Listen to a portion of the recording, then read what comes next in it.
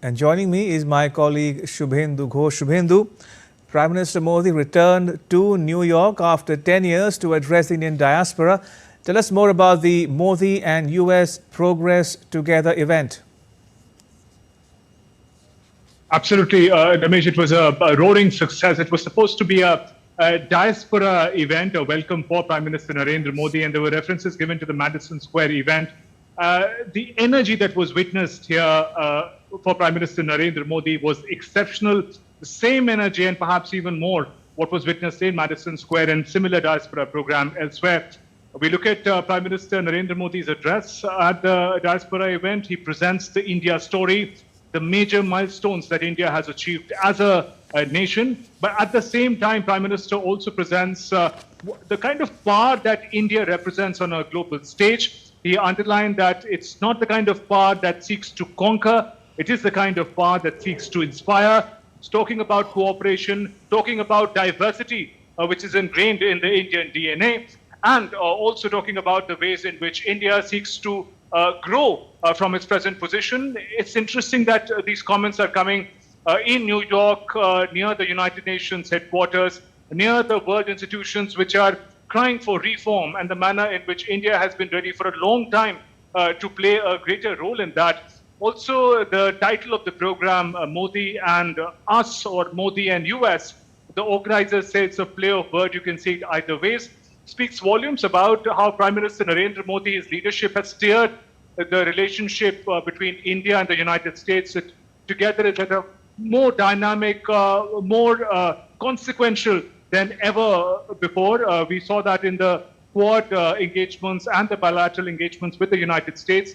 Indian Americans also a hugely influential grouping within the United States, making great contributions to the US economy and society. All these elements put together really are ways in which the two democracies, India and the United States, are coming together, and the way in which they represent together a power for greater good for future.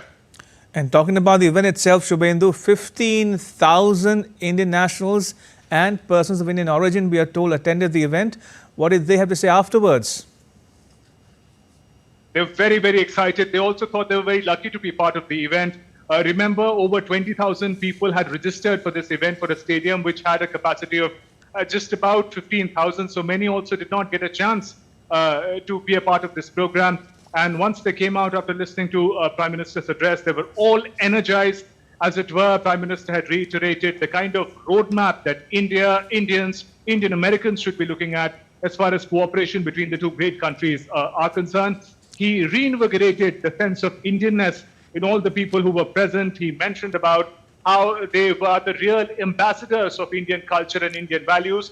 Even as they create a new life in a new land, it is not really leaving one culture behind and adapting other, but the idea of taking both the cultures, both the values together.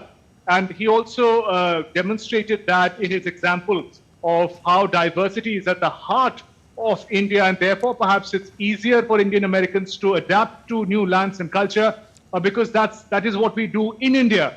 All kinds of culture, all kinds of diversities are accepted and celebrated, and that's what makes being Indian and Indian American all the more special. So those were elements that they related with when Prime Minister highlighted them.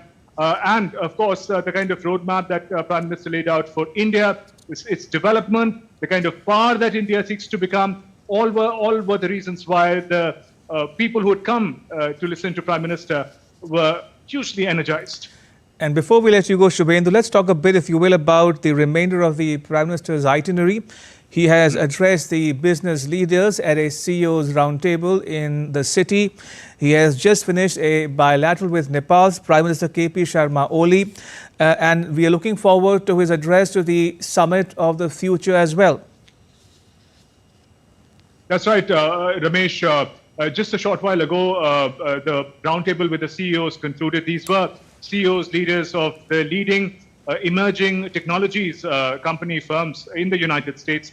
Many Indian Americans also heading these organizations, and that also speaks volumes about the kind of focused attention Prime Minister has been paying to the economic ties between the two countries. Emerging technologies is the future, is the way to go. Greater cooperation greater opportunity lies as far as cooperation in these fields are concerned. That was an important meet. A number of bilaterals are lined up, as you mentioned, with Nepalese leadership. It just concluded a short while ago, and he said it was a good meeting, the Nepali leader, Prime Minister Oli said. Besides that, all eyes are going to be on Monday's Summit of the Future. It has already started, but Prime Minister's address comes on Monday.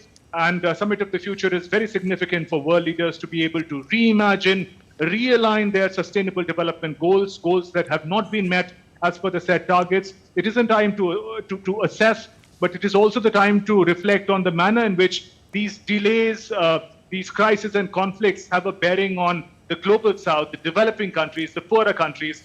And it is expected that when Prime Minister speaks to the world leaders on the platform of United Nations, the priorities of the global south will form a significant part of his address. Shubhendu, thank you very much. Shubhendu Ghosh reporting there from New York City.